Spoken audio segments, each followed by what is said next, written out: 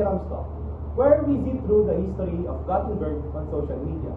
Are you ready to learn from our special guest? Go. Everyone, let's welcome Miss Patane, Miss Ero, Miss Pasilan, and Miss Domingo.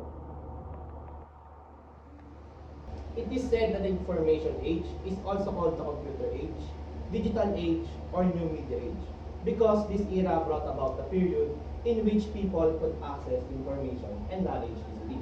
Thanks, Mr. Aram, the information age revolutionized communication through new inventions like texting, email, and social media, transforming the world.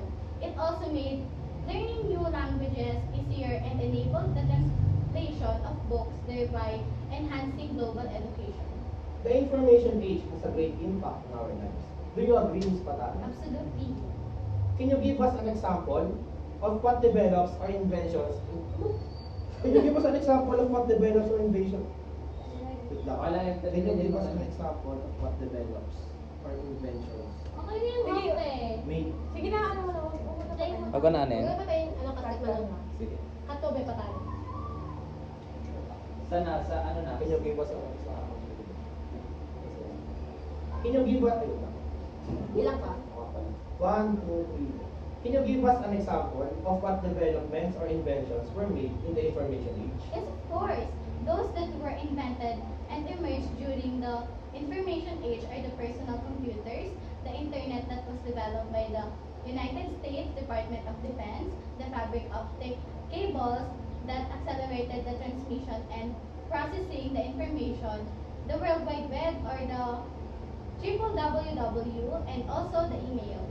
Since you already mentioned the information and the internet, in our time, information is spread through social media platforms or outlets. I am curious as to how the information was spread during the information era and when everything in the computer world just started. Can you give us some insights on how information spread during the information age, Ms. Makane?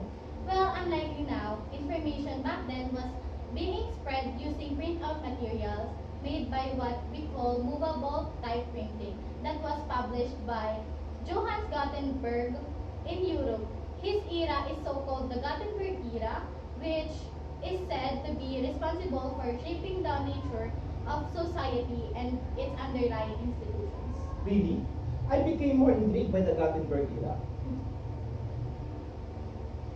There are a lot of interesting things in the Gutenberg era, and Miss Era and Miss Pasilan and Miss Domingo will answer all your questions about it. I believe before was different from today. Miss Ero, can we take the difference between the pre-Gutenberg world to our present day? Your belief was true, Mr. Aram, because handmade products are only available back then. In the pre-Gutenberg world, there is no printing press, there is no book, newspaper, or a poster. Can you give us an example of these handmade products? Only clay, wax, papyrus, and parchment that only elite people or the high-class ranking in society can afford to buy. Unlike today, printing press materials are everywhere, and there is no social ranking that we need to consider to buy them. Ooh, so are you saying that it is one of the pieces of evidence that our society is transforming? Absolutely yes. Also, at this time, the information is passed through word of mouth. We are far from pre-Gutenberg because we can get information now through the use of digital technologies.